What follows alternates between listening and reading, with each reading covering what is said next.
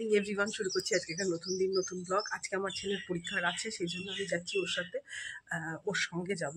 তাই জন্য অনেক সকালবেলা ঘুম থেকে উঠেছি, কাজকর্ম সব মিটে গেছে। এখন আমি যাচ্ছি, চলুন যাই তাহলে।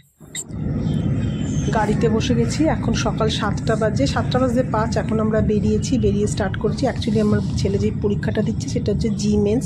ও গত বছর 12 দেওয়ার সময় দিয়েছিল, কিন্তু কাট অফ ক্লিয়ার করতে পারেনি। সেই কারণের জন্য এবছরও একবার ট্রাই করছে, যদি হয়ে যায়।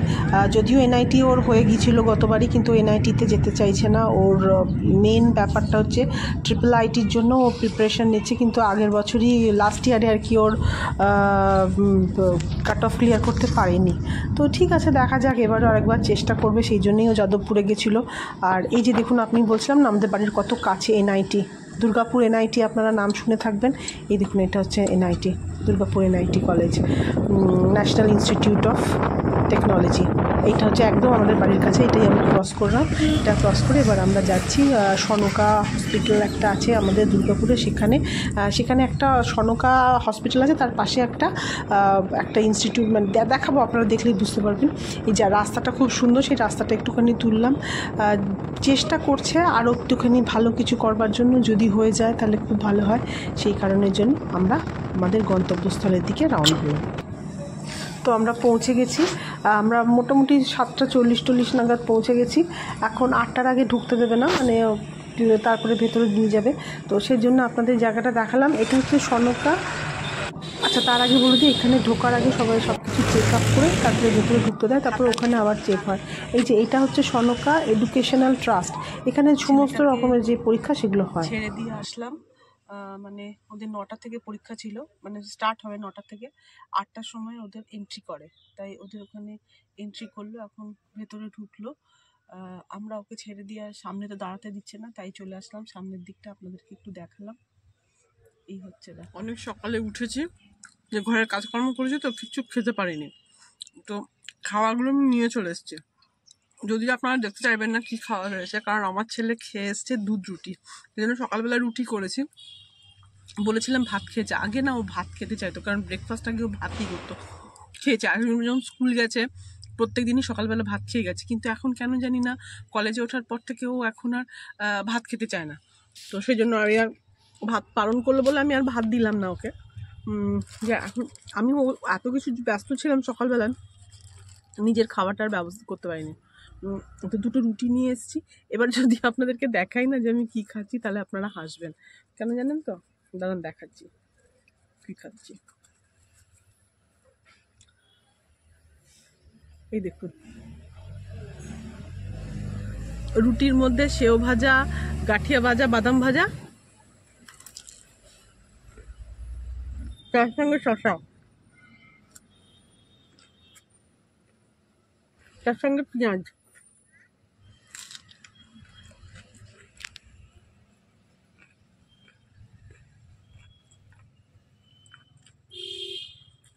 এই হচ্ছে আমার খাওয়া দাওয়া। প্রচণ্ড খিদে পেয়ে যায়, যখন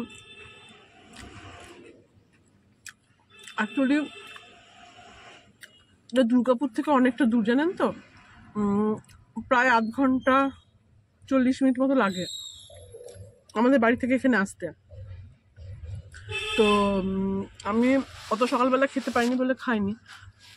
গত বছর প্রত্যেকবারই পরীক্ষা দেয়, আমি একবার ইচ্ছে ছিল, আমার খুব ইচ্ছে ছিল যে একবার আমি ও পরীক্ষা দিতে যাই এখানে সনকাতে। অনেকগুলো পরীক্ষা দিয়েছে, একবার যাব, কিন্তু কোনোদিনও, এবারে তো আমি একদম বলিনি, কিন্তু আমার ছেলে কেন জানি না একবারে ধরেই রেখেছে যে মামাম চলো মামা। ও বললো বলে তাই আমি চলে আসলাম।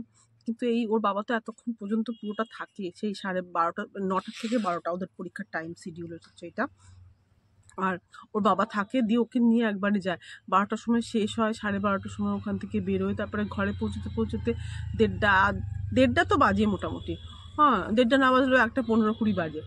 তো আমি এতক্ষণ এখানে বসে থাকবো না, আমি বললাম যে আমি এতক্ষণ তখন ঘরের কাজকর্ম রয়েছে, রান্না বান্নাটা কাজকর্ম তো আমি সকালবেলার কাজ আমি মিটিয়ে এসেছি। ব্রেকফাস্ট রেডি হয়ে গেছে, তারপরে ঘর ঝাড় দেবো, মানে যেটা মানে সকালবেলার বাসি কাজ যেটা, সেটা কমপ্লিট করেছি। জল টলগুলো ভরে এসেছি, জামা কাপড় ভিজে এসেছি, এবার লক্ষ্মী এসে কাজ করবে, এটাই। এইসব কাজ তো আমি রেডি করেছি, কিন্তু রান্নাটা তো আমার হয়ে ওঠেনি। মাকে বলেছি আলু সেদ্ধ ডাল ভাত, সে তো মা তো রাজি হয়নি। কালকে আমি অবশ্য মাছের ঝোল করে রেখেছিলাম, মাছের ঝোলটা আছে, আর দেখা যাক কী করা যায়।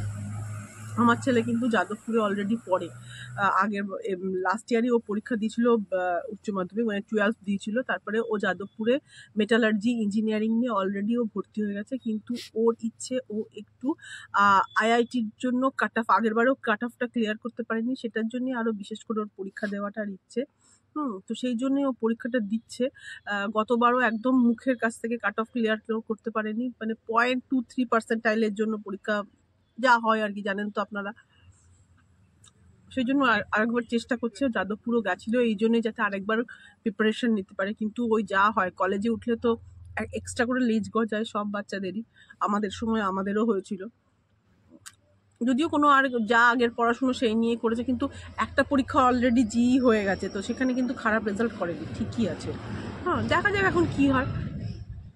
সাইডটা দেখতে পাচ্ছেন, ভেতরটা কতটা জঙ্গল ভেতরে। এখানে না শাল আর সেগুনের শুধু জঙ্গল আর জঙ্গল। দেখুন, দাঁড়ান আপনাদের একটু সাইডটা দেখাই। দেখুন আশপাশটা দেখতে কিন্তু খুব ভালো, আগে তো নাকি আশেপাশে কিছু ছিল না। এরপর যথারীতি বাড়ি চলে এসেছি, সেগুলো আর ভিডিও করতে পারিনি, জানেন তো যে হাজব্যান্ড থাকে। তো বিকেলবেলা ছেলেটার জন্য একটা কিছু বানিয়ে দেবো ভাবলাম, বললো যে না নাগেটস খাবো, তাই নাগেটস কিনে আনলাম। ওইগুলো মানে এতদিন পর্যন্ত পরীক্ষা বলে ও কিছু খায়নি, ভালো কিছু খেতে চায়নি, পরীক্ষার আগেও কিছু খেতে চায় না, যদি পেট খারাপ হয়ে যায় এই কারণে ভয়ের চোটে কিছু খায়নি বলতে আর কি, মুখরোচক টাইপের কোনো কিছু খাবার খায়নি। তো আজকে যখন বললো আমি আর বারণ করলাম না, যদিও ফ্রোজেন খাবার আমি একদম পছন্দ করি না, কিন্তু ও বললো তো, আর অনেক দিন ধরে সত্যিই তো কত বছর যে খায়নি তার ঠিক নেই। ঠিক আছে, এক সময় মাঝে মাঝে একটু খাওয়া যেতেই পারে। এই যে চিকেন নাগেটস অনেকগুলো হয়ে রয়েছে, কতগুলো চিকেন নাগেটস করলাম। খাবেও একাই, আমি হয়তো একটা কি দুটো খাবো, আর আমাদের ঘরে তো খাওয়ার কেউ নেই। আমার হাজব্যান্ড এসব পছন্দ একদম করে না। আর এই যে চিকেন রোল টাইপের কিছু একটা, ভেজি রোল, এই দুটো নিয়ে এসেছিলাম, ও নিজেই পছন্দ করে নিয়ে এসছে খাবে বলে। তো এইগুলো এখন ভাজাভাজি করে দেবো, দিয়ে এগুলো এখনও খাবে। আর কিছু না, এটাই এরকমই ছিল।